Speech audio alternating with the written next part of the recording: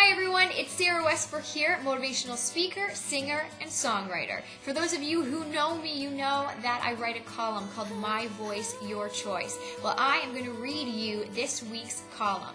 This week's column is all about communication. So the question I received this week goes like this. Hi Sarah, I'm having huge issues with my friend. I'm noticing behaviors that are hurting her and her relationships. I mentioned to her that I don't agree with her behavior. She became really angry and now she won't even speak to me. What should I do? It's hard when we say things to other people with their best intention in mind and they don't see it the same way. Unfortunately, we can't make other people respond the way that we think they should. I would suggest having another conversation with your friend about how you're both feeling. How she's feeling, how you're feeling.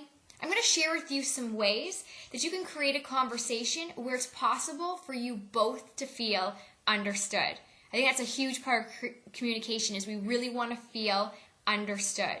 First, it is important for us to realize that there are 3 ways in which we communicate.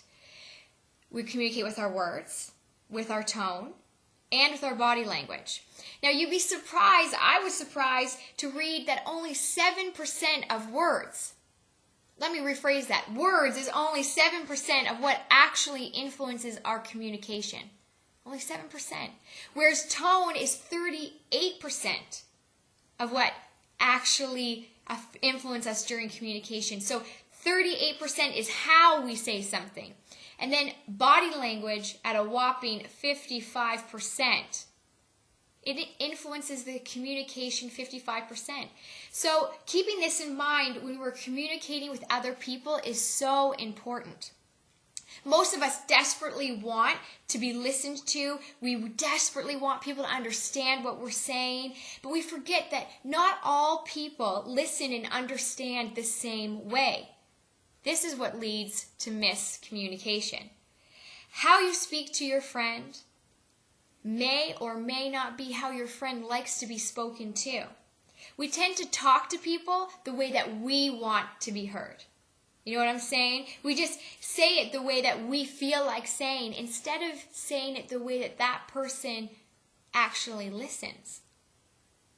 Okay, that seems like a lot. Let me give you an example. So I have these 2 friends. I have this one friend who thinks in a conversation, when you're communicating, you have to share your true feelings, your true emotions. So if you're angry and frustrated, then you can be angry and frustrated, and that could lead to yelling, but that's okay because at least you're being authentic with your emotions. Where, on the other hand, I have a friend who believes that if you have nothing positive to say, and you don't have a positive tone to say it in, then you should say nothing at all.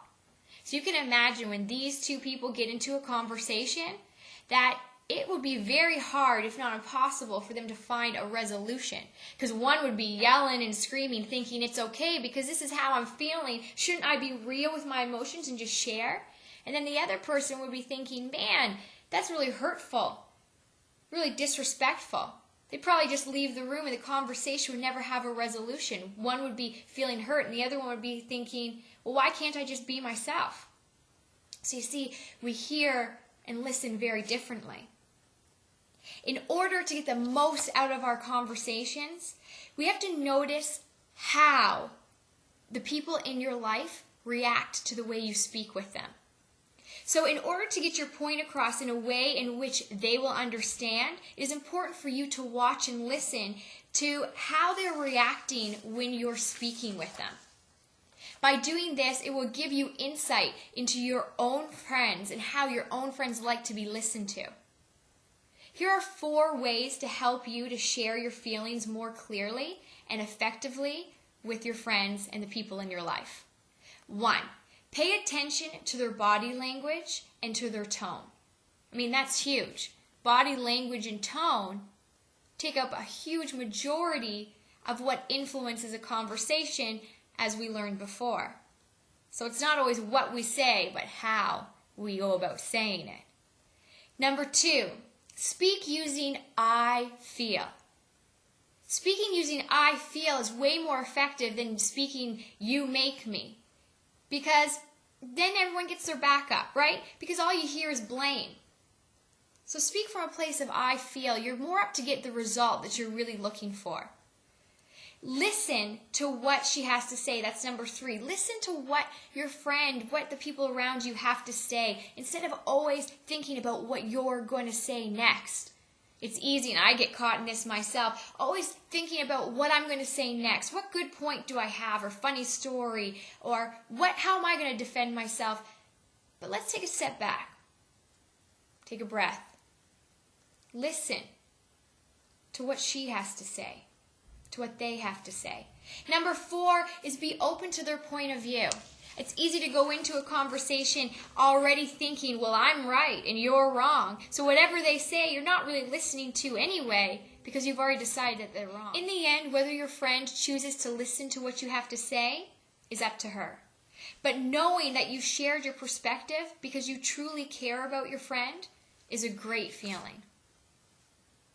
Now, if you would like to receive my column every other week direct to your inbox, then you can email me at sarah@sarahwestbrook.com, and then you will get your own copy to read at your leisure. But until next time, this has been my voice, but this is your life. This is your choice. You power it up.